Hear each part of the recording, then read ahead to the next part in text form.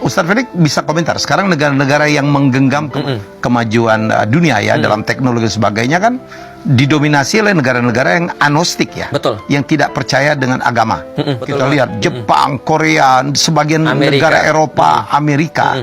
Ini fenomena apa lagi ya yang terjadi? Ya, saya lihat itu adalah sesuatu yang wajar aja. Karena gini sebenarnya, untuk menjadi pintar kita nggak perlu agama.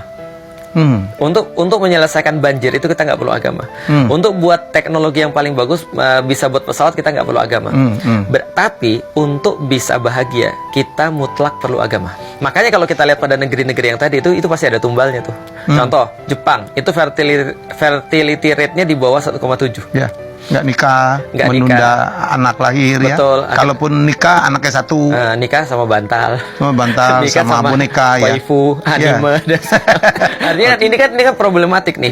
Amerika juga sama. Mereka dinobatkan the most dangerous place on earth ya. Jadi negeri yang paling banyak kejahatan di seluruh dunia. Makanya paling banyak superhero di sana. Karena mereka mengimpikan sebuah suasana ketika mereka dirampok ada superhero yang nolong. Tapi ternyata ya tidak menembakkan masalah hampir tiap hari. Benar, tidak menyelesaikan masalah-masalah mereka.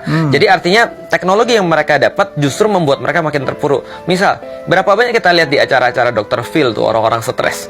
Gitu kan ya. Ada cowok pengen jadi cewek, ada cewek mengidentifikasi dirinya sebagai apa? Sebagai sofa.